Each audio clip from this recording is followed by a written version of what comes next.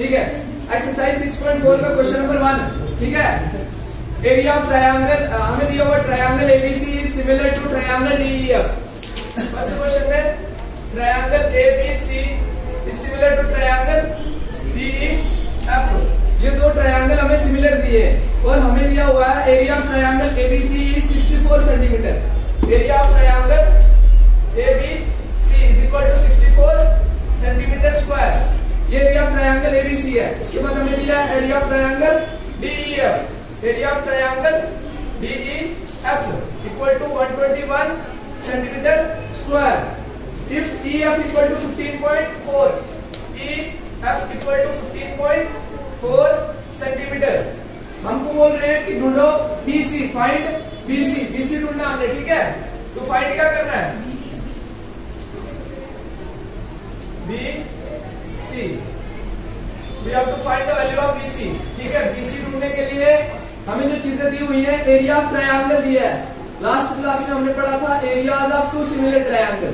The ratio of areas of two similar triangle is equal to the ratio of square of their corresponding side. उनके corresponding sides के ratio के square के इक्वल होता है कौन? Area of two triangle, area ratio of two similar triangle. Okay, so इन proof solution में आ जाते हैं। हमें दिया हुआ है ये ट्रायंगल और ये ट्रायंगल अगर सिमिलर है, अगर ये दोनों ट्रायंगल सिमिलर है, इन दोनों ट्रायंगल का हमें पता है एरिया का जो रेशियो होगा, जो इन दोनों ट्रायंगल के एरिया का रेशियो होगा, that is area of triangle ABC upon area of triangle DEF equal to will be equal to the ratio of the square of their corresponding sides. उनकी corresponding sides के ratio का square होगा, ठीक है।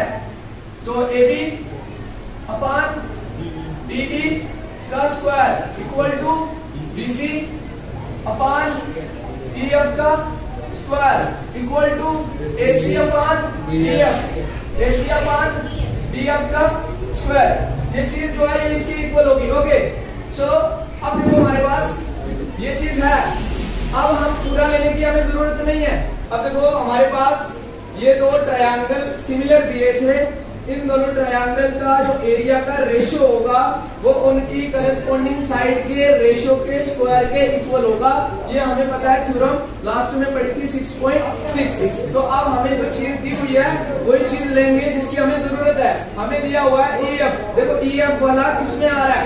EF इसमें आ रहा है। तो यही वाली एक रेशियो लेंगे, उसी से हमें BC की वैल्यू जो ढूंढनी है वो मिल जाएगी, है ना बिलाल भाई? देखिए इधर, अब area of triangle ABC, taking area of triangle ABC upon area of triangle DEF, ये सबके इक्वल है। If it is equal to this and this, it will be equal to this also. So I can write it as BC upon DF का square. Okay, so instead of this and this, I will put their values to get the value of BC. So area of triangle ABC आपको कितना दिया हुआ है?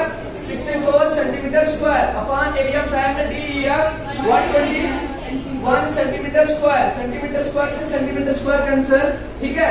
Equal to BC की जगह BC upon EF की value डालेंगे। EF की वैल्यू कितनी है? 15.4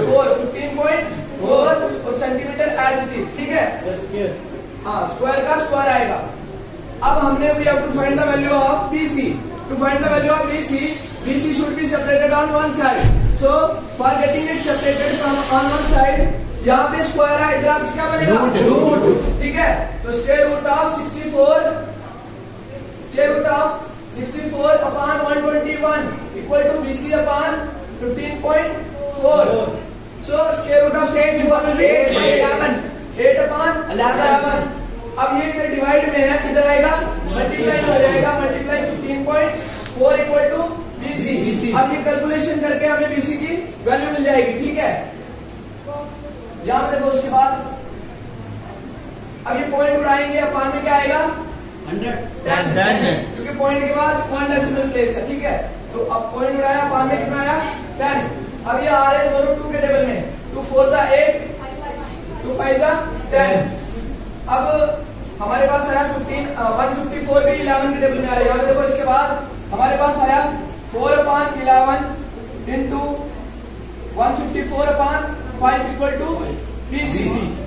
अब ये 11 के टेबल में आ रहा है, कैसे पता चला? 1 + 4 विल बी 5, ये 5, इनका डिफरेंस किया, difference is 0, so 11 × 0 will be 0। इस तरह से 154 11 के टेबल में आता है। ये 11 के टेबल की डिविजिबिलिटी है। 11 4 ज़ा 44, कितना 11 1 ज़ा 11, 4 बचा के 11 4 ज़ा 44, ठीक है। 14 4 ज़ा 56/5 इक्वल टू BC। आप देखो डिवाइड भी कर सकते हैं कैलकुलेटर पे, डिवाइड करने के कैलकुलेटर पे डिवाइड करोगे आ जाएगा आंसर, अदरवाइज आपको सिंपल डिवाइड करोगे तब भी आ जाएगा आंसर। लेकिन अगर हमने इसी चीज को डिवाइड किए बिना आंसर निकालना तो कैसे निकालेंगे? हमारे पास नीचे 5 है, 5 को हम 10 बना सकते हैं। जब 10 होता है, 100 होता है, 1000 होता है डिवाइड में, तब हम उसको क्या कर सकते हैं? पॉइंट लगा के इसलिए आंसर निकाल सकते हैं विदाउट डिवीजन। तो हम वही करेंगे, 5 को 10 बनाएंगे, अदरवाइज आप डिवाइड कर लो आंसर आ जाएगा। 5 × 2 × 2, ओके। BC इक्वल टू 56 2 ज़ा 112/10।